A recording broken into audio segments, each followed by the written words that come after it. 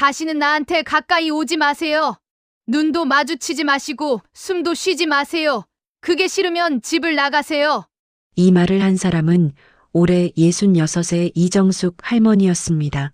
평소 말수가 적고 눈도 잘 못 마주치던 그분이 며느리를 향해 이런 말을 했다는 게 믿기십니까? 더 놀라운 건 이 한마디로 30년 넘게 이어진 가족의 거짓이 무너졌다는 사실입니다. 여러분 주변에도 혹시 재혼하신 어르신이 계십니까? 아니면 여러분 자신이 노년에 새로운 반려자를 만나셨습니까? 재혼 과정에서 벌어지는 유산 다툼, 그리고 한정후견 제도를 악용한 재산 탈취 이런 일들이 남의 일 같으십니까? 이 이야기를 끝까지 듣지 않으면 여러분도 언젠가 같은 피해를 당할 수 있습니다. 통계에 따르면 재혼 가정의 약 40%가 유산 분쟁을 겪는다고 합니다. 특히 자식들이 새 배우자를 인정하지 않고 재산만 노리는 경우가 많습니다. 한정후견 제도를 악용해 멀쩡한 부모를 치매 환자로 만들어 재산을 빼앗는 사례도 늘고 있습니다. 여러분도 언제든 이런 상황에 놓일 수 있습니다. 참으면 해결될 거라고 생각하십니까? 착하게 살면 인정받을 거라고 믿으십니까? 오늘 이야기의 주인공 이정숙 씨도 그렇게 생각했습니다. 하지만 참을수록 상황은 더 나빠졌습니다. 돈을 뺏기고 모욕당하고 심지어 남편마저 요양원에 보내려는 계획까지 듣게 됩니다. 여러분이라면 어떻게 하시겠습니까? 이 이야기는 바로 여러분의 이야기가 될 수 있습니다. 이야기는 3년 전 서울 노원구의 한 경로당에서 시작됩니다. 경로당 구석 자리에 앉아 신문을 보던 강철민 어르신 올해 71였습니다. 3년 전 아내를 먼저 보내고 혼자 사는 게 이제 3년째였지요. 자식들이 찾아오긴 하지만 그들에게도 각자 사정이 있었습니다. 철민 어르신은 그저 하루하루를 견디고 있었습니다. 그날도 평소처럼 경로당에 나왔는데 낯선 얼굴이 보였습니다. 마른 체구에 흰 머리를 단정하게 묶은 여성. 수수한 베이지색 옷을 입고 창가 자리에 조용히 앉아 있었지요. 이정숙이라는 이름의 그 여성은 최근 이 동네로 이사 왔다고 했습니다. 혹시 화투 치실 줄 아세요? 철민 어르신이 먼저 말을 걸었습니다. 정숙은 고개를 저으며 작은 목소리로 대답했습니다. 아니요, 잘 못해요. 조용한 게 좋아서요. 정숙의 말이었습니다. 그럼 바둑은요? 철민 어르신이 다시 물었습니다. 그것도 잘 못해요. 그냥 여기 앉아 있는 것만으로도 좋아요. 정숙이 대답했습니다. 이상한 사람이라고 생각할 수도 있었습니다. 하지만 철민 어르신은 그 조용함이 마음에 들었습니다. 자신도 시끄러운 걸 싫어하는 편이었거든요. 그날 이후 두 사람은 자주 마주쳤습니다. 말은 많지 않았지만 함께 있는 시간이 편안했습니다. 석 달 후 철민 어르신이 정숙에게 산책을 제안했습니다. 공원을 걸으며 철민 어르신이 자신의 이야기를 꺼냈습니다. 저는 30년 동안 작은 회사를 운영했습니다. 성실하게 일했고 자식들도 잘 키웠지요. 아내가 먼저 가고 나니 집이 너무 컸어요. 자식들은 바쁘고요. 철민 어르신의 말이었습니다. 정숙은 듣기만 했습니다. 철민 어르신이 물었습니다. 정숙 씨는 어떻게 이 동네에 오게 되셨어요? 저도 남편을 먼저 보냈어요. 자식은 없었고요. 혼자 사는 게 외로워서 환경을 바꿔보고 싶었어요. 정숙이 대답했습니다. 그렇게 두 사람은 점점 가까워졌습니다. 6개월이 지난 어느 날 철민 어르신이 용기를 냈습니다. 정숙 씨, 저와 함께 남은 인생을 사시겠어요? 외롭지 않게 해드리고 싶어요. 철민 어르신이 말했습니다. 정숙은 잠시 망설였습니다. 그리고는 고개를 끄덕였습니다. 저도 그러고 싶어요. 철민 씨가 좋은 분이라는 걸 느꼈어요. 정숙의 대답이었습니다. 재혼 소식을 들은 자식들의 반응은 어땠을까요? 장남 대호는 전화로 이렇게 말했습니다. 아버지가 행복하시면 저희도 좋아요. 혼자 계시는 것보다 훨씬 낫죠. 대호의 말이었습니다. 장녀 미선도 비슷했습니다. 아버지 좋으신 분 만나셔서 다행이에요. 저희도 항상 걱정이었거든요. 미선이 말했습니다.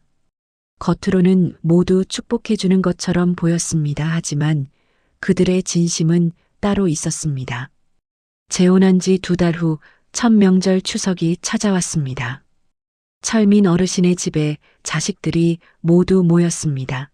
장남 대호와 그의 아내 장녀 미선과 그녀의 자녀들 그리고 철민 어르신의 전처 언니인 박순자까지 왔습니다.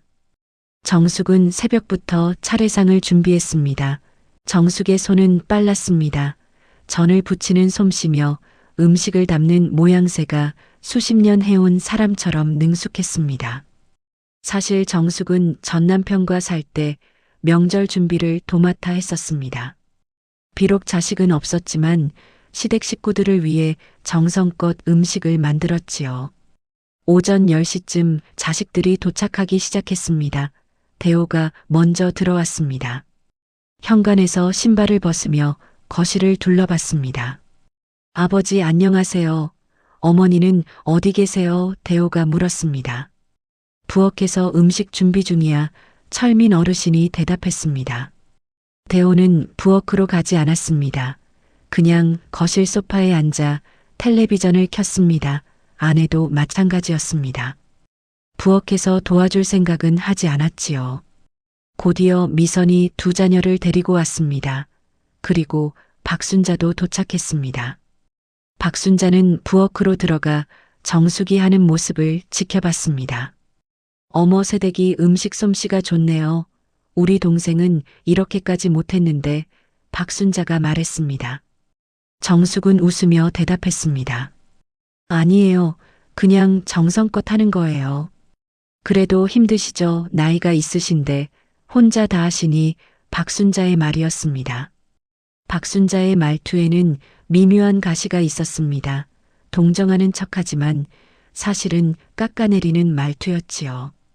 정숙은 느꼈지만 내색하지 않았습니다. 차례를 지내고 식사 시간이 됐습니다. 모두 식탁에 둘러앉았습니다. 정숙은 마지막에 자리에 앉으려고 했는데 자리가 없었습니다. 식탁에는 딱 6개의 의자만 놓여 있었습니다. 철민 어르신, 대호 부부 미선과 자녀 둘 박순자까지 딱 6명이었지요. 어머니 의자가 없네요. 철민 어르신이 눈치챘습니다. 미선이 대수롭지 않게 말했습니다. 아, 제가 의자를 하나 더 미선은 천천히 일어나 의자를 가져왔습니다. 하지만 그 의자는 식탁이 아니라 거실 쪽 구석에 놓았습니다. 어머니 여기 앉으세요. 식탁이 좁아서 불편하실 것 같아요. 미선이 말했습니다. 정숙은 그 자리에 앉았습니다. 식탁에서 조금 떨어진 곳이었습니다.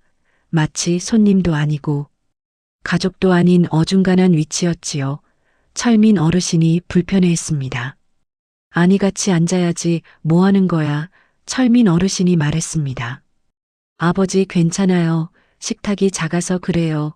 다음에 큰 걸로 바꿔야겠네요. 대호가 아버지를 달랬습니다. 하지만 바꿀 생각 같은 건 없었습니다.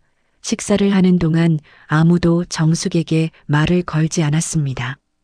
철민 어르신만 자꾸 정숙을 챙겼습니다. 여보 이것도 드세요. 맛있어요. 철민 어르신이 말했습니다. 네 고마워요. 정숙이 대답했습니다. 박순자가 대호를 보며 말했습니다. 대호야 요즘 사업은 잘 되니? 아 그게 좀 어려워요. 요즘 경기가 안 좋아서요. 대호가 대답했습니다. 그래 힘들겠구나. 아버님이 도와주시면 좋을 텐데 박순자가 말했습니다. 그 말에 철민 어르신의 표정이 굳어졌습니다. 재혼한 지 얼마 되지도 않았는데 벌써 돈 이야기가 나오는 게 불편했습니다. 정숙은 가만히 듣고만 있었습니다. 식사가 끝나고 설거지를 할 차례였습니다. 정숙이 부엌으로 가려는데 미선이 말했습니다. 어머니 설거지는 제가 할게요. 쉬세요. 하지만 미선은 부엌으로 가지 않았습니다. 거실에 앉아서 핸드폰만 만지작거렸지요. 결국 정숙이 혼자 설거지를 다 했습니다. 그날 저녁 자식들이 모두 돌아간 후 철민 어르신이 정숙에게 미안해했습니다. 미안해요. 애들이 무례하게 굴었어요. 철민 어르신이 말했습니다. 괜찮아요. 아직 적응하는 중이겠죠. 시간이 지나면 나아질 거예요. 정숙이 대답했습니다. 정숙은 웃으며 말했지만 마음속으로는 알고 있었습니다. 시간이 지난다고 나아지지 않을 거라는 걸 그들의 눈빛에서 느껴지는 거부감과 경계심을요. 하지만 정숙은 참기로 했습니다. 가족이 되려면 시간이 필요하다고 생각했으니까요. 명절이 지나고 일상으로 돌아왔습니다. 정숙은 철민 어르신과 조용한 생활을 이어갔습니다. 아침에 함께 산책하고 낮에는 집안일을 하고 저녁에는 나란히 텔레비전을 보는 평범한 일상이었습니다. 그런데 한 달쯤 지났을 때 대호가 갑자기 집에 찾아왔습니다. 평일 낮이었습니다.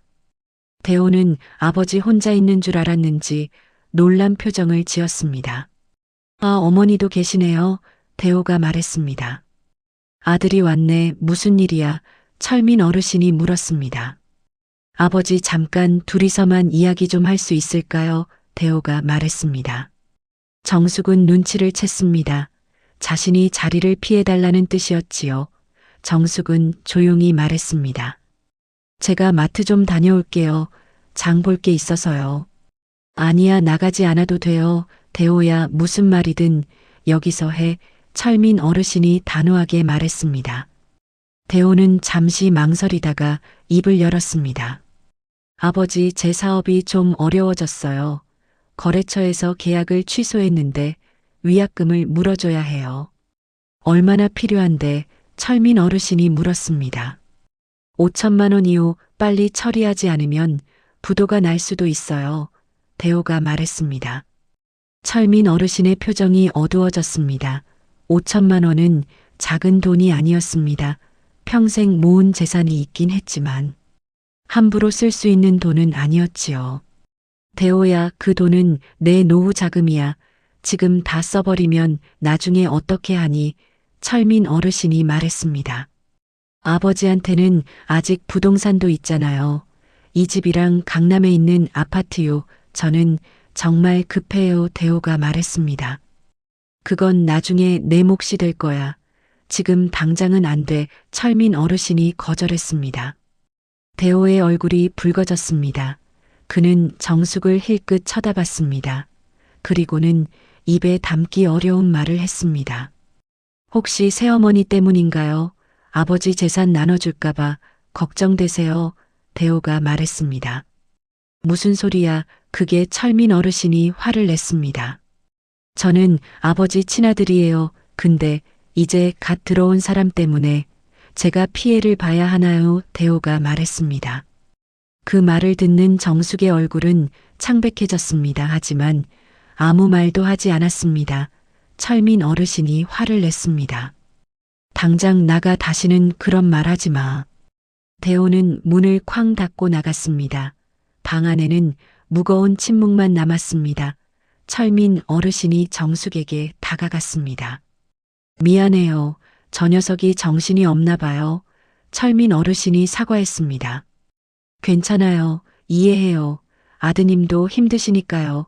정숙이 대답했습니다. 정숙은 웃으려 했지만 웃음이 나오지 않았습니다. 그날 밤 정숙은 잠을 이루지 못했습니다. 자신이 이 집에 온 것이 과연 옳은 일이었는지 고민했습니다. 며칠 후 미선이 집에 찾아왔습니다. 이번에는 자녀 둘을 데리고 왔습니다. 미선은 평소보다 밝은 얼굴로 말했습니다. 어머니, 아이들이 할머니, 할아버지 보고 싶다고 해서 왔어요. 미선이 말했습니다. 그래, 우리 손주들 잘 왔다. 철민 어르신이 반겼습니다. 철민 어르신은 손주들을 무척 예뻐했습니다. 용돈도 주고 과자도 사줬습니다. 정숙도 아이들에게 친절하게 대했습니다. 주스를 따라주고 과일을 깎아줬지요. 하지만 아이들은 정숙을 할머니라고 부르지 않았습니다. 그냥 아저씨라고 불렀습니다. 아니, 사실은 아예 부르지도 않았습니다. 미선이 아이들에게 그렇게 가르쳤던 것이지요. 얘들아, 할아버지한테 인사드려, 미선이 말했습니다. 아이들은 할아버지에게만 인사했습니다. 정숙은 없는 사람처럼 취급당했습니다. 철민 어르신이 눈치챘습니다. 미선아, 아이들한테 할머니께도 인사하라고 해야지. 아, 네 얘들아, 인사해, 미선이 말했습니다. 하지만 미선의 목소리에는 힘이 없었습니다. 아이들도 건성으로 고개만 까딱했습니다. 정숙은 괜찮다는 듯이 웃었습니다. 저녁 무렵 미선이 정숙에게 말을 꺼냈습니다. 어머니, 제가 요즘 좀 힘들어요. 이혼하고 혼자 아이들 키우는 게 쉽지 않네요. 그러시겠어요. 힘드시죠? 정숙이 대답했습니다. 생활비가 빠듯해서요. 아버지한테 말씀드리기가 미안하고요. 어머니가 좀 도와주실 수 있을까요? 미선이 물었습니다. 정숙은 당황했습니다. 갑자기 돈을 달라는 이야기였으니까요. 제가 얼마나 도와드리면 될까요? 한 달에 100만 원 정도만요. 아이들 학원비랑 생활비로 쓸게요. 나중에 제가 일자리 구하면 꼭 갚을게요. 미선이 말했습니다. 100만 원 적은 돈이 아니었습니다. 정숙의 한 달 용돈이 그 정도였으니까요. 하지만 거절하면 관계가 더 나빠질 것 같았습니다. 알겠어요. 제가 도와드릴게요. 정숙이 대답했습니다. 정말요, 고마워요. 어머니, 미선이 말했습니다. 미선은 그제야 환하게 웃었습니다. 하지만 그 웃음은 진심이 아니었습니다. 그저 돈을 얻어낸 것에 대한 만족이었지요. 그날 이후 미선은 매달 정숙에게 돈을 받았습니다. 100만 원이 200만 원이 되고 다음 달에는 300만 원을 요구했습니다. 정숙의 통장은 점점 가벼워졌습니다. 어느 날 철민 어르신이 정숙의 통장 정리하는 모습을 보고 물었습니다. 여보, 돈이 많이 나갔네요. 무슨 일 있어요? 철민 어르신이 물었습니다. 아니에요. 제 개인적인 지출이에요. 정숙이 대답했습니다. 정숙은 사실대로 말하지 않았습니다. 말하면 가족 간의 싸움이 날 것 같았으니까요. 그저 참고 견디는 게 나을 것 같았습니다. 하지만 정숙은 몰랐습니다. 이게 시작일 뿐이라는 걸, 앞으로 더 큰 요구들이 기다리고 있다는 걸 말입니다. 재혼한 지 6개월이 지났습니다. 겨울이 왔고 날씨가 추워졌습니다. 정숙은 여전히 조용히 살고 있었습니다. 아침마다 철민 어르신의 약을 챙기고 식사를 준비하고 집안을 깨끗하게 유지했습니다. 어느 토요일 오후 대호가 다시 찾아왔습니다. 이번에는 아내와 함께였습니다. 둘의 얼굴이 어두웠습니다. 아버지, 중요한 이야기가 있어서 왔어요. 대호가 말했습니다. 무슨 일인데? 철민 어르신이 물었습니다. 회사가 정말 위험해요. 이번 달 안에 자금을 구하지 못하면 부도예요. 대호가 말했습니다. 지난번에도 그런 이야기 했잖아. 내가 도와줄 수 없다고 했고. 철민 어르신이 대답했습니다. 아버지, 이번엔 정말 심각해요. 제발 도와주세요. 대호가 간청했습니다. 대호의 아내도 거들었습니다. 아버님, 대호가 부도나면 우리 가족이 길거리에 나앉아요. 애들도 있는데요. 철민 어르신은 난처한 표정이었습니다. 아들이 어렵다는데 외면하기가 쉽지 않았습니다. 그때 정숙이 조용히 말했습니다. 여보, 제 생각에는 좀 더 신중하게 생각하셔야 할 것 같아요. 대호가 정숙을 쏘아봤습니다. 어머니는 우리 집안 사정을 모르시잖아요. 이건 아버지랑 제 문제예요. 대호가 말했습니다. 하지만 제가 여보 곁에 있으니까 걱정이 되네요. 그 돈이 정말 사업에 쓰일지 확실한가요? 정숙이 물었습니다. 지금 저를 의심하시는 거예요. 대호의 목소리가 높아졌습니다. 철민 어르신이 말렸습니다. 그만해 대호야. 어머니 말도 일리가 있어. 사업 계획서라도 가져와 봐. 그럼 내가 생각해 볼게. 사업 계획서요. 그럼 아버지는 절 못 믿으시는 거네요. 알겠어요. 저는 제가 알아서 할게요. 대호가 말했습니다. 대호는 화가 난 채로 일어났습니다. 아내도 따라 일어났습니다. 나가면서 대호가 정숙을 향해 한마디 던졌습니다. 아버지 재산 노리고 들어온 거 맞죠? 우리가 가져가는 게 싫은 거잖아요. 대호 철민 어르신이 버럭 소리쳤지만 대호는 이미 문을 나가버렸습니다. 정숙은 조용히 앉아 있었습니다. 손이 미세하게 떨리고 있었지만 표정은 변하지 않았습니다. 미안해요. 저 때문에 아드님과 사이가 나빠졌네요. 정숙이 말했습니다. 당신 잘못이 아니에요. 대호가 잘못 생각하고 있는 거예요. 철민 어르신이 대답했습니다. 하지만 정숙은 알고 있었습니다. 앞으로 상황이 더 나빠질 거라는 걸. 한 달 후 철민 어르신의 72번째 생일이 되었습니다. 미선이 가족 모임을 제안했습니다. 아버지 생신인데 외식하러 가요. 제가 예약할게요. 미선이 말했습니다. 그래, 좋구나. 우리 가족이 다 모이는 거지? 철민 어르신이 물었습니다. 네, 오빠네도 와요. 미선이 대답했습니다. 생일 당일 저녁 가족들이 강남에 있는 한정식 집에 모였습니다. 철민 어르신과 정숙이 가장 먼저 도착했습니다. 예약 이름으로 자리를 찾았는데 이상한 점이 있었습니다. 자리가 5명분만 준비돼 있었던 것입니다. 철민 어르신 대호 부부 미선과 박순자 딱 5명이었습니다. 잠깐만요. 한 분 더 오시는 거 아니에요? 식당 직원이 물었습니다. 미선이 대답했습니다. 아니요, 5명이요. 저는요, 정숙이 조용히 물었습니다. 미선은 잠깐 당황한 표정을 지었다가 이내 말했습니다. 아, 죄송해요. 깜빡했네요. 의자 하나 더 갖다 주세요. 깜빡했다는 말, 그게 진심일까요? 아니었습니다. 일부러 뺀 것이었죠. 의자를 하나 더 가져왔지만 정숙의 자리는 구석이었습니다. 가족 사진을 찍을 때도 정숙만 빠졌습니다. 자, 가족 사진 찍을게요. 미선이 핸드폰을 꺼내 들었습니다. 철민 어르신이 정숙을 불렀습니다. 여보, 이리 와요. 같이 찍어야죠. 아버지는 먼저 찍으세요. 저는 나중에 따로 찍을게요. 정숙이 거절했습니다. 정숙은 분위기가 불편하다는 걸 알았으니까요. 어차피 자신이 끼면 다들 좋아하지 않을 게 뻔했습니다. 식사가 시작됐습니다. 음식이 나왔지만 정숙의 앞에는 한참 후에야 음식이 왔습니다. 주문을 할 때 정숙 것을 빼먹었던 거지요. 미선이 형식적으로 사과했습니다. 어머니 죄송해요. 제가 실수했네요. 실수 또 실수였습니다. 한두 번도 아니고 계속 실수라고 하니 이제는 일부러 그러는 게 분명했습니다. 박순자가 끼어들었습니다. 정숙 씨 요즘 어때요? 우리 철민이가 잘해줘요. 네, 잘해주세요. 정숙이 대답했습니다. 근데 나이도 있으신데 재혼하시기가 쉽지 않았을 텐데 용기가 대단하세요. 박순자가 말했습니다. 박순자의 말에는 가시가 있었습니다.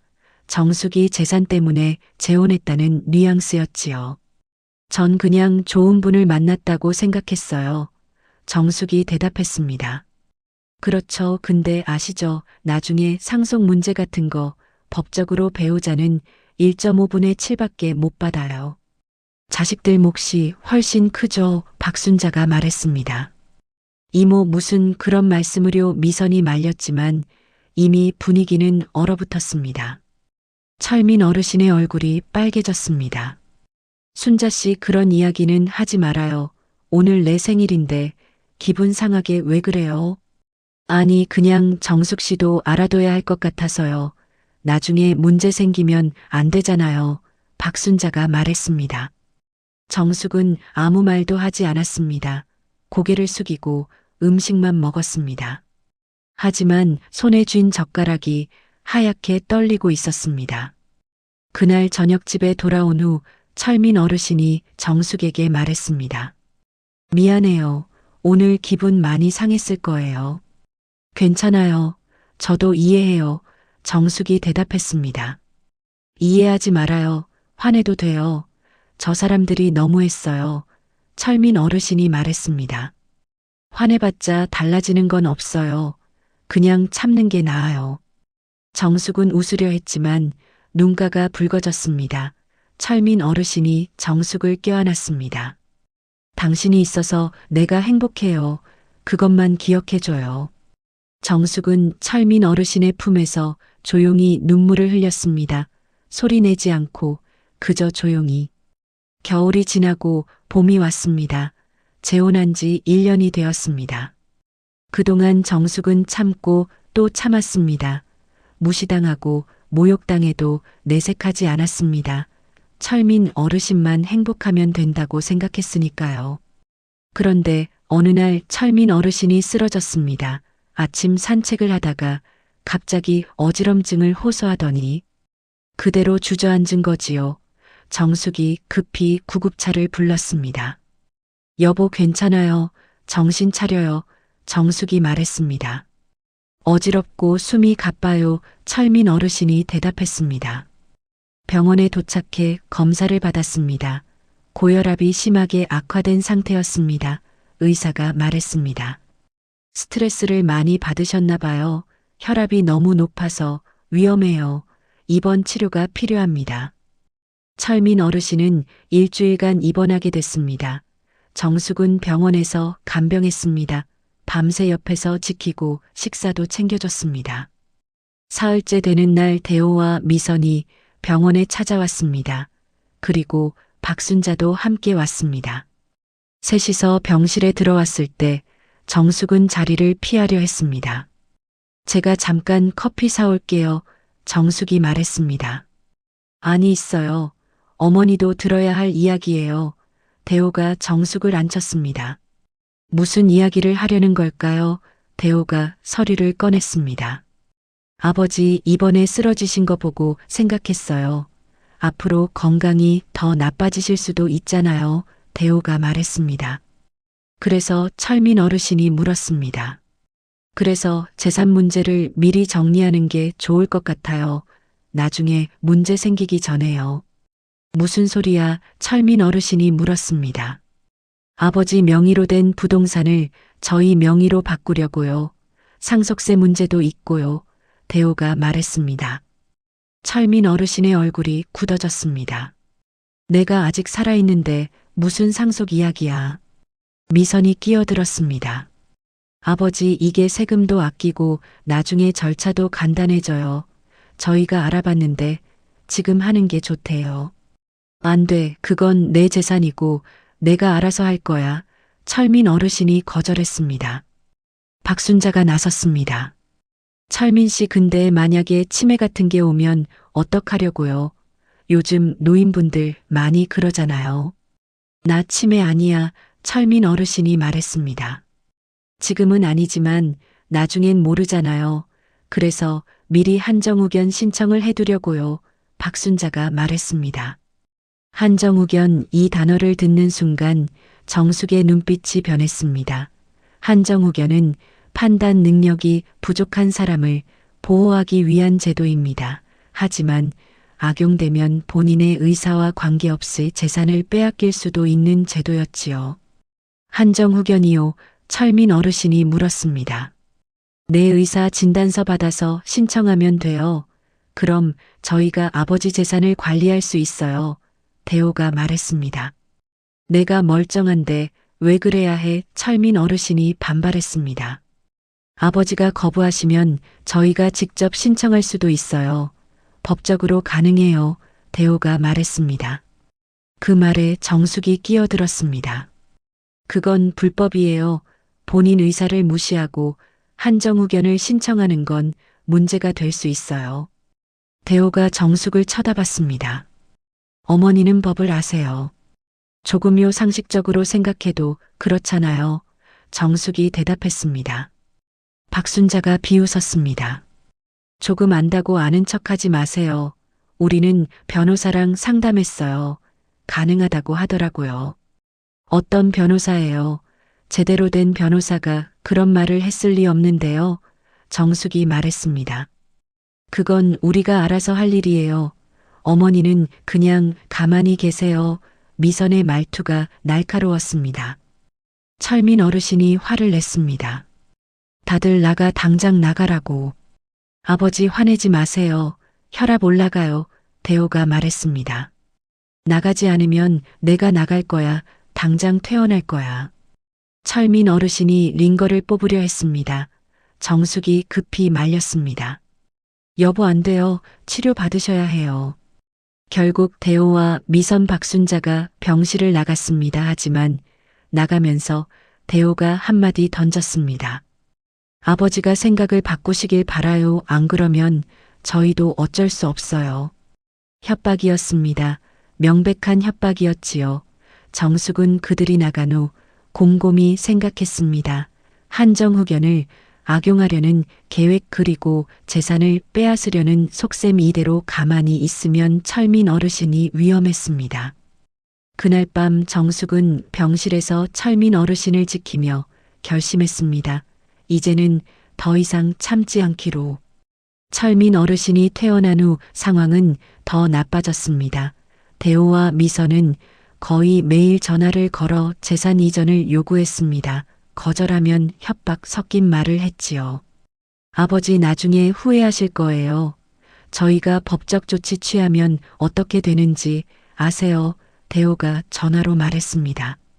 법적 조치면 뭐야? 나한테 협박하는 거야. 철민 어르신이 대답했습니다. 협박이 아니라 정당한 권리예요. 저희는 상속인이에요. 대호가 말했습니다. 아직 내가 죽지도 않았어. 철민 어르신이 화를 냈습니다. 철민 어르신은 스트레스로 혈압이 다시 올라갔습니다. 약을 먹어도 효과가 없었습니다. 정숙은 걱정이 태산 같았습니다. 한편 미선은 더 이상 돈을 보내지 않는 정숙에게 원망 섞인 문자를 보냈습니다. 어머니, 이번 달 생활비 아직 안 들어왔어요. 언제 보내주실 거예요? 정숙은 답장하지 않았습니다. 그러자 미선은 철민 어르신에게 전화했습니다.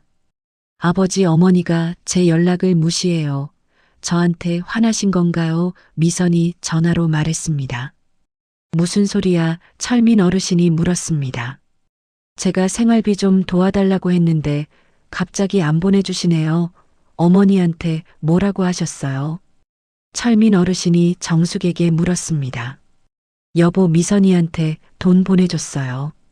네, 몇 달간 보내줬어요. 근데 계속 금액이 늘어나서 이제는 힘들 것 같아서요. 정숙이 대답했습니다. 왜 진작 말 안 했어요? 철민 어르신이 물었습니다. 말씀드리면 가족 간의 싸움이 날 것 같아서요. 철민 어르신은 한숨을 쉬었습니다. 그리고 미선에게 전화했습니다. 미선아, 이제 어머니한테 돈 달라고 하지 마. 내가 필요하면 아빠한테 직접 말해. 왜요? 어머니가 싫다고 하셨어요. 미선이 물었습니다. 그게 아니라 어머니 돈은 어머니 거야. 내 생활비는 내가 줄게. 미선은 불만스러웠지만 일단 전화를 끊었습니다. 하지만 속으로는 정숙을 원망했습니다. 자신의 돈줄을 끊었다고 생각했으니까요. 그날 밤 대호, 미선, 박순자가 모여서 이야기를 나눴습니다. 어떻게 하면 정숙을 내쫓고 재산을 차지할 수 있을지 의논했지요. 그 여자가 문제야. 아버지를 계속 세뇌하고 있어. 대호가 말했습니다. 맞아, 우리가 뭘 하든 막아. 미선이 말했습니다. 한정후견 신청을 밀어붙여야 해. 의사 섭외는 내가 할게. 돈 좀 주면 진단서 써줄 사람이 있어. 박순자가 말했습니다. 그게 가능해요? 대호가 물었습니다. 가능하지. 치매 초기 증상이 있다고만 쓰면 돼. 그럼 법원에서 인정해 줄 거야. 그들은 불법적인 계획을 세웠습니다. 그리고 며칠 후 실행에 옮기기 시작했지요. 어느 날 오후 정숙이 마트에서 장을 보고 돌아왔습니다. 집안이 이상하게 조용했습니다. 거실에 아무도 없었지요. 그런데 안방에서 목소리가 들렸습니다. 정숙은 조심스럽게 다가갔습니다. 문틈으로 대화가 새어나왔습니다. 대호와 미선 박순자가 모여 있었습니다. 내일 의사 만나기로 했어. 진단서 10만 원에 써준대. 박순자가 말했습니다. 정말요? 그럼 바로 법원에 제출할 수 있겠네요. 대호가 말했습니다. 그리고 한정후견 시작되면 아버지 명의 부동산 다 우리가 관리해. 박순자가 말했습니다. 어머니는요? 미선이 물었습니다. 그 여자 법적으로 배우자 몫은 1.5분의 7이야. 그것만 주고 나머지는 우리가 다 가져. 박순자가 말했습니다. 아버지는요? 대호가 물었습니다. 요양원 보내면 돼. 거기가 편할 거야. 집에서 돌보는 것보다 낫지. 박순자가 말했습니다. 요양원이요? 아버지가 싫어하실 텐데요. 미선이 말했습니다. 한정후견 되면 아버지 의사는 중요하지 않아. 우리가 결정할 수 있어. 박순자가 말했습니다. 정숙은 그 대화를 들으며 온몸이 떨렸습니다. 분노가 아니라 슬픔이었습니다. 저들이 어떻게 친아버지를 이렇게 대할 수 있을까? 재산만 차지하면 요양원에 버리겠다니. 정숙은 조용히 현관으로 돌아갔습니다. 그리고 다시 문을 열며 큰 소리로 말했습니다. 다녀왔습니다. 안방에서 소리가 뚝 끊겼습니다.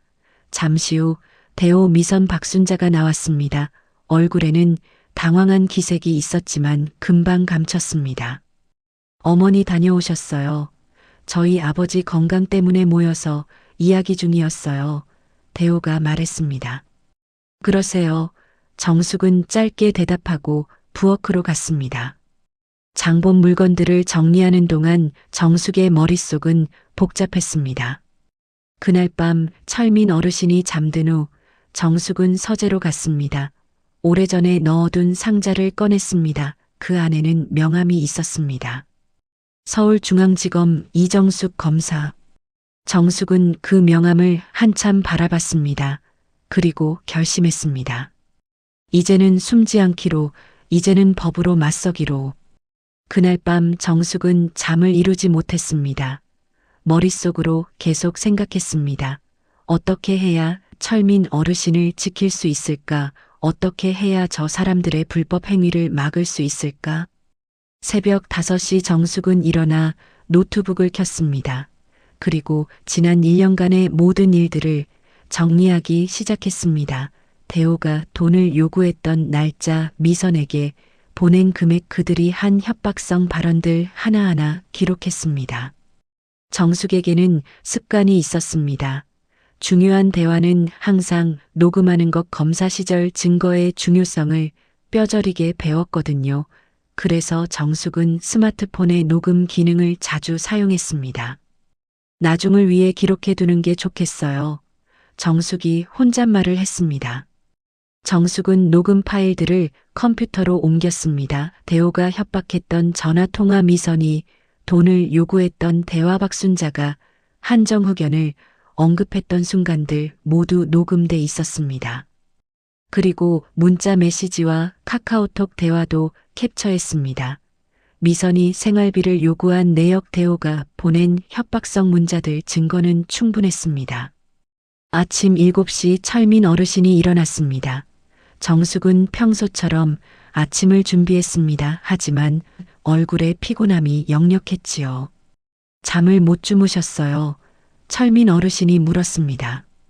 조금요. 정숙이 대답했습니다. 무슨 걱정이라도 있어요. 여보, 제가 말씀드릴 게 있어요.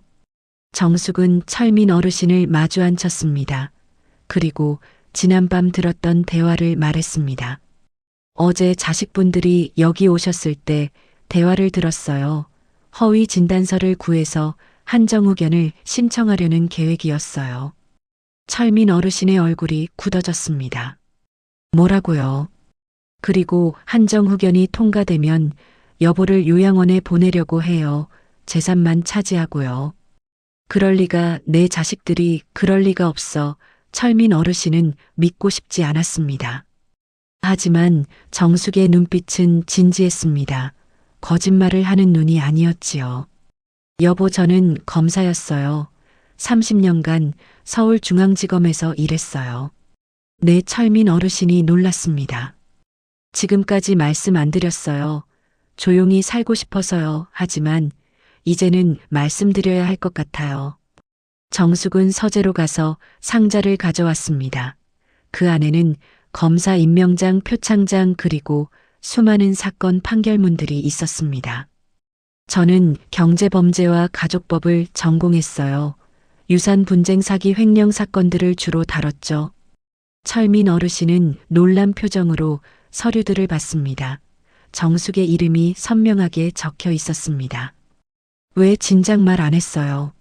말하면 부담스러워 하실 것 같아서요. 그냥 평범한 노인으로 살고 싶었어요.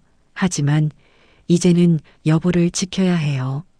정숙의 목소리는 차분했지만 단호했습니다.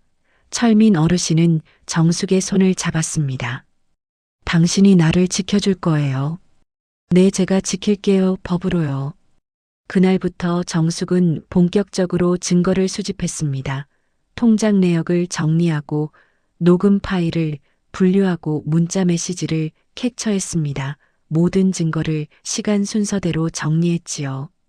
또한 정숙은 옛 동료에게 연락했습니다. 함께 일했던 변호사였습니다. 영수야, 나 정숙이야. 오랜만이지. 정숙이 전화했습니다. 선배님, 어떻게 연락하셨어요? 정년 퇴직하신 후로 처음이네요. 변호사가 대답했습니다. 부탁이 있어서 그래, 상담 좀 하고 싶은데 시간 괜찮아? 물론이죠. 언제 오실래요? 이틀 후 정숙은 변호사 사무실을 찾아갔습니다. 모든 증거 자료를 들고 갔지요. 변호사는 자료들을 검토하며 고개를 저었습니다. 이건 명백한 사기와 협박이네요. 허위 진단서까지 준비했다면 문서 위조죄도 해당돼요. 형사 고소가 가능할까? 정숙이 물었습니다. 가능하죠. 증거가 충분해요. 녹음 파일, 문자 내역, 통장 거래 내역까지, 특히 한정후견을 악용하려 한 부분은 상당히 중요해요. 민사는 손해배상 청구도 가능해요. 정신적 피해에 대한 위자료도 청구할 수 있고요.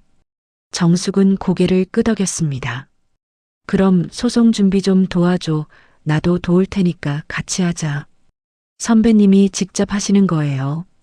응, 이건 내 가족일이야. 내가 직접 해야 해. 변호사는 정숙의 눈빛을 보며 알았습니다. 이건 단순한 소송이 아니라는 걸, 정의를 위한 싸움이라는 걸. 일주일 후 정숙은 대호와 미선에게 문자를 보냈습니다. 이번 주 토요일 오후 2시에 집으로 오세요. 중요한 이야기가 있습니다. 대호와 미선은 무슨 일인지 궁금했지만 일단 가기로 했습니다. 토요일 당일 그들은 박순자와 함께 왔습니다. 예상대로였죠. 거실에 들어서자 낯선 사람이 앉아 있었습니다. 정장을 입은 중년 남성이었습니다. 누구세요? 대호가 물었습니다. 제 변호사입니다. 정숙이 대답했습니다. 변호사요? 왜 변호사가 필요해요? 미선이 물었습니다. 앉으세요. 설명해 드릴게요. 정숙의 목소리가 달랐습니다. 평소에 작고 조심스러운 목소리가 아니었습니다. 차분하지만 단호한 목소리였지요. 모두 앉았습니다. 정숙은 노트북을 켰습니다. 그리고 빔 프로젝터를 준비했습니다. 오늘 여러분께 보여드릴 게 있어요. 화면에 첫 번째 자료가 떴습니다. 통장 거래 내역이었습니다. 미선 씨, 지난 1년간 제 통장에서 총 2,300만 원이 빠져나갔어요. 모두 당신 계좌로 입금됐죠.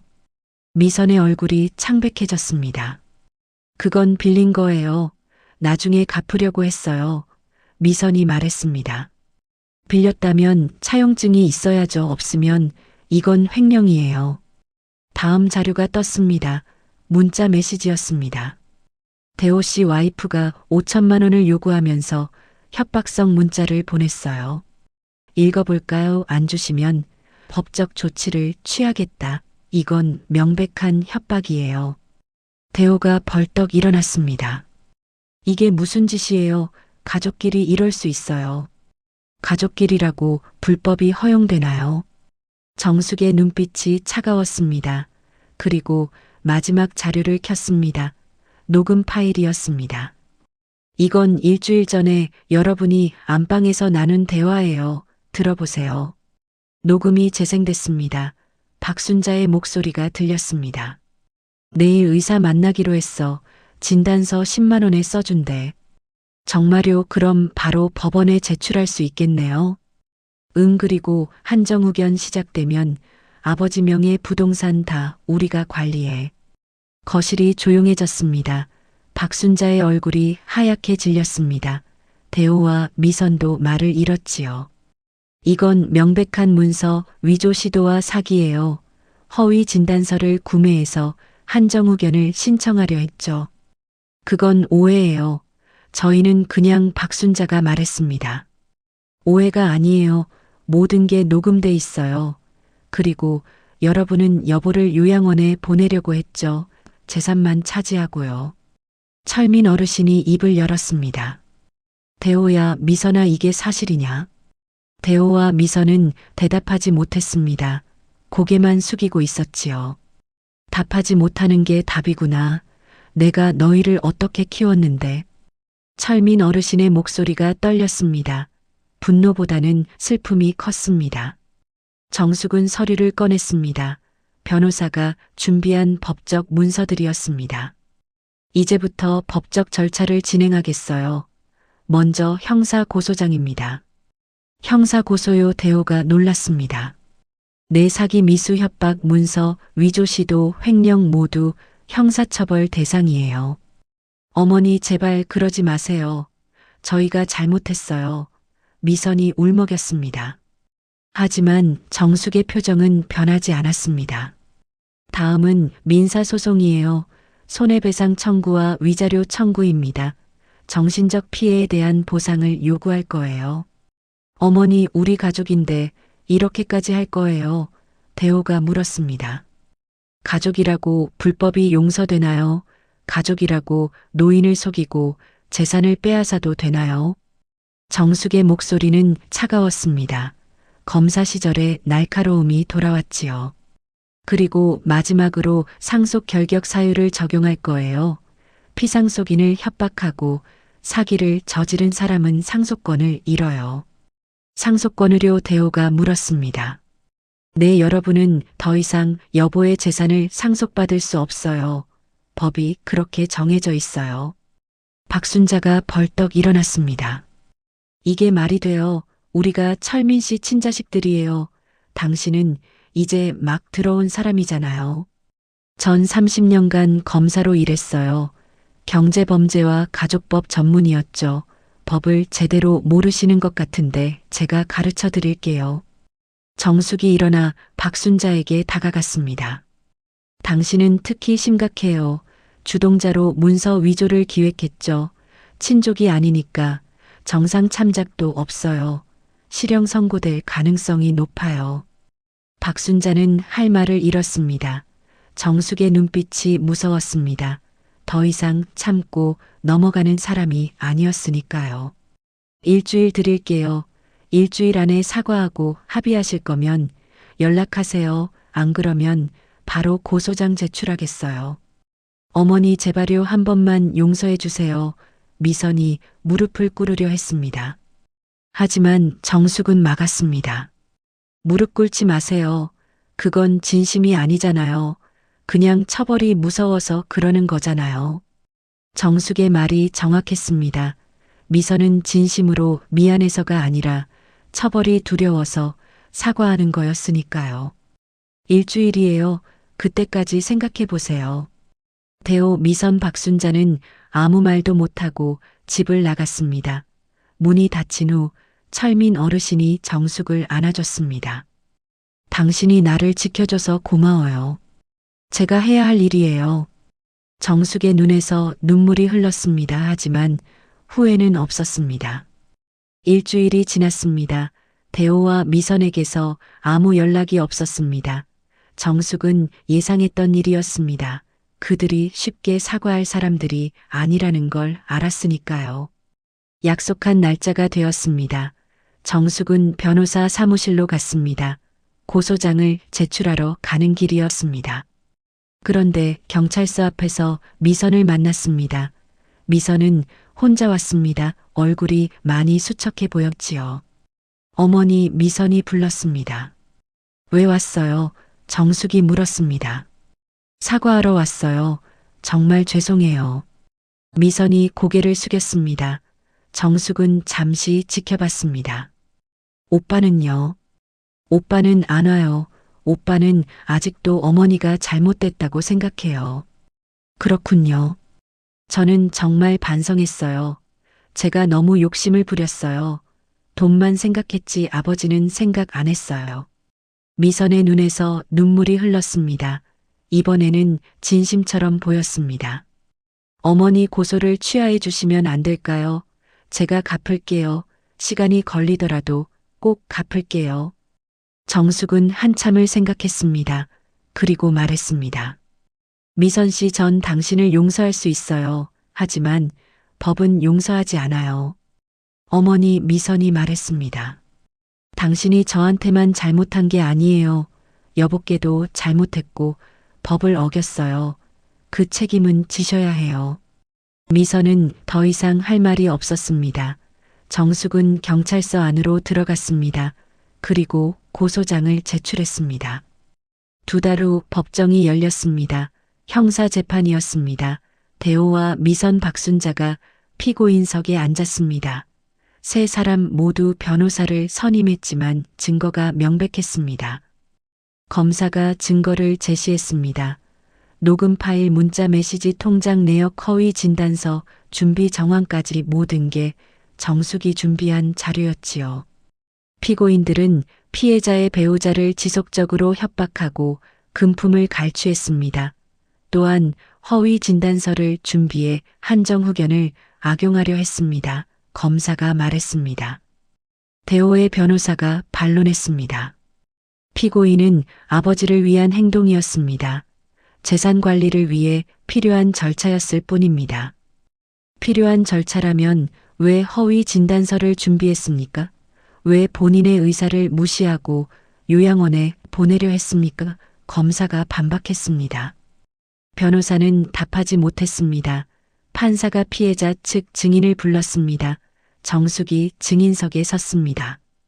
증인은 어떤 피해를 입었습니까? 판사가 물었습니다. 저는 1년간 정신적 고통을 받았습니다. 무시당하고 모욕당하고 돈을 빼앗겼습니다. 그리고 제 남편은 자식들에게 배신당했습니다. 정숙의 목소리는 떨렸지만 또박또박했습니다. 피고인들에게 하고 싶은 말이 있습니까? 가족이라는 이름으로 노인을 착취하는 건 범죄입니다. 나이가 들었다고 만만하게 보면 안 됩니다. 우리도 존중받을 권리가 있습니다. 방청석에서 박수가 터져 나왔습니다. 같은 처지의 노인들이 많이 와 있었거든요. 판사가 정숙에게 고개를 끄덕였습니다. 재판은 3차례 더 열렸습니다. 그리고 마침내 판결이 나왔습니다. 피고인 강대호는 사기 미수 및 협박죄로 징역 1년 집행유예 2년을 선고한다. 피고인 강미선은 횡령죄로 벌금 500만 원을 선고한다. 피고인 박순자는 사기 미수 및 문서 위조 시도로 징역 6개월을 선고한다. 박순자만 실형을 받았습니다. 주동자였기 때문이지요. 대호와 미선은 집행유예와 벌금으로 끝났지만 전과 기록이 남았습니다. 그리고 가장 중요한 판결이 있었습니다. 피고인들은 피상속인을 협박하고 사기를 저질렀으므로 민법 제1009조 조항에 의해 상속 결격자로 인정한다. 상속권 박탈. 대호와 미선은 더 이상 아버지의 재산을 상속받을 수 없게 됐습니다. 판결이 나온 후 대호는 변호사를 통해 항소하지 않겠다는 의사를 밝혔습니다. 항소해봤자 달라질 게 없다는 걸 알았으니까요. 미선은 벌금을 냈고 정숙에게 편지를 보냈습니다. 어머니, 정말 죄송합니다. 제가 너무 욕심이 많았습니다. 돈만 생각하고 사람은 생각하지 않았습니다. 아버지께 죄송하고 어머니께도 죄송합니다. 앞으로 잘 살겠습니다. 정숙은 그 편지를 읽고 한숨을 쉬었습니다. 용서할 수 있을까요? 쉽지 않았습니다. 하지만 미워하지는 않기로 했습니다. 박순자는 실형을 살고 나왔습니다. 6개월 후 출소했지만 예전의 기세는 사라졌습니다. 조용히 살았지요. 한편 철민 어르신은 건강을 되찾았습니다. 스트레스가 사라지니 혈압도 안정됐습니다. 정숙과 함께 매일 산책하고 경로당에 나가며 평화로운 일상을 보냈습니다. 여보 고마워요. 당신이 아니었으면 어떻게 됐을지 몰라요. 철민 어르신이 말했습니다. 제가 할 일을 했을 뿐이에요. 아니에요. 당신은 나를 지켜줬어요. 평생 감사할 거예요. 두 사람은 손을 맞잡고 공원을 걸었습니다. 가을 햇살이 따스했습니다. 6개월이 더 지났습니다. 어느 날 미선이 집에 찾아왔습니다. 혼자 왔습니다. 현관 앞에서 한참을 망설이다가 초인종을 눌렀지요. 누구세요? 정숙이 물었습니다. 저 미선이에요. 정숙은 문을 열어줬습니다. 미선은 예전보다 훨씬 수척해 보였습니다. 하지만 눈빛은 맑아 보였지요. 들어오세요. 미선이 거실에 앉았습니다. 철민 어르신도 나왔습니다. 미선을 보자 복잡한 표정을 지었지요. 아버지, 어머니 진심으로 사과드리러 왔어요. 미선이 깊이 고개를 숙였습니다. 그동안 제가 정말 못됐어요. 돈만 생각했지 아버지 마음은 생각 안 했어요. 어머니한테도 너무 심하게 대했고요. 일어나요. 철민 어르신이 말했습니다. 계속 고개 숙이고 있지 말고 일어나요. 미선이 고개를 들었습니다. 눈에 눈물이 가득했습니다. 벌금은 다 냈어요. 그리고 일자리를 구했어요. 식당에서 일해요. 많이 벌지는 못하지만 성실하게 살려고요. 그래, 잘됐다. 철민 어르신이 말했습니다. 아버지, 저 용서해 주실 수 있어요. 철민 어르신은 한참을 생각했습니다. 그리고 정숙을 쳐다봤습니다. 정숙이 고개를 끄덕였습니다. 용서는 할 수 있어 하지만 예전처럼 되기는 힘들 거야. 신뢰는 한번 깨지면 회복하는데 시간이 걸려. 알아요. 시간이 걸리더라도 제가 증명할게요. 제가 변했다는 걸요. 미선은 그날 집에 오래 있지 않았습니다. 차 한 잔 마시고 돌아갔습니다. 하지만 그 후로 가끔 찾아왔습니다. 명절이나 아버지 생신 때였죠. 예전처럼 요구하지 않았습니다. 그냥 인사만 하고 갔습니다. 대호는 끝까지 오지 않았습니다. 자존심이 상했던 것이지요. 하지만 가끔 미선을 통해 안부를 물었습니다.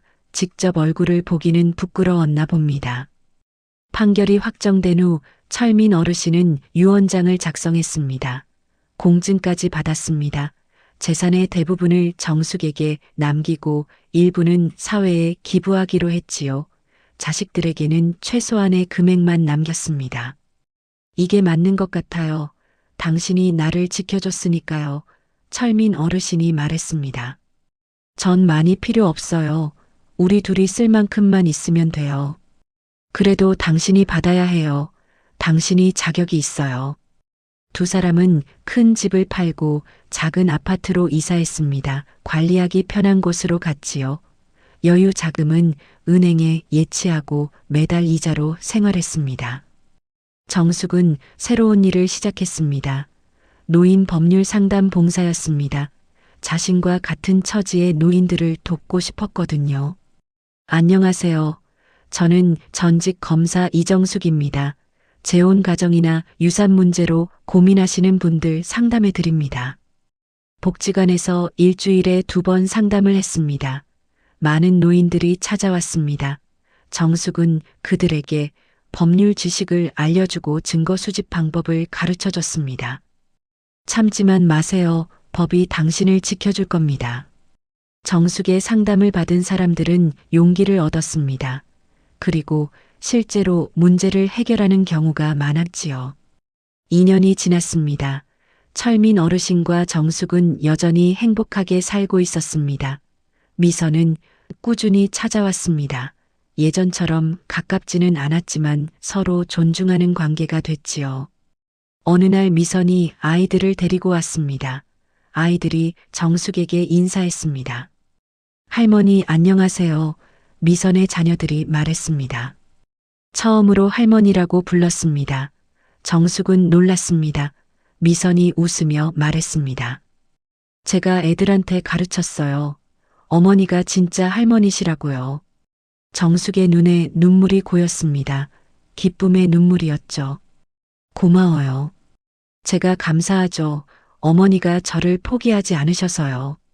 그날 저녁 가족이 함께 식사했습니다. 예전처럼 많은 사람은 아니었지만 진심이 담긴 식사였습니다. 웃음소리가 집 안에 가득했습니다. 식사 후 철민 어르신이 정숙의 손을 잡았습니다. 여보 당신을 만나서 정말 행복해요. 저도요 여보를 만난 게 제 인생 최고의 선택이었어요. 두 사람은 손을 맞잡고 창밖을 봤습니다. 해가 지고 있었습니다. 하늘이 붉게 물들어 있었지요. 우리 앞으로도 이렇게 행복하게 살아요. 네, 그럴게요. 평생요. 정숙은 더 이상 숨지 않았습니다. 더 이상 눈치 보지 않았습니다. 당당하게 자신의 권리를 지키며 살았습니다. 그리고 같은 처지의 사람들을 도우며 의미 있는 노년을 보냈습니다. 진정한 가족은 혈연이 아니었습니다. 서로를 존중하고 사랑하는 마음이었습니다. 정숙과 철민 어르신은 그것을 증명했습니다. 오늘 이야기를 마치며 여러분께 몇 가지 당부 말씀을 드리고 싶습니다. 첫째, 재혼하실 때는 재산 문제를 명확히 하세요. 혼인 전 재산 계약서를 작성하거나 공증을 받으세요. 나중에 분쟁을 막을 수 있습니다. 둘째, 부당한 대우를 받으면 참지 마세요. 기록하세요.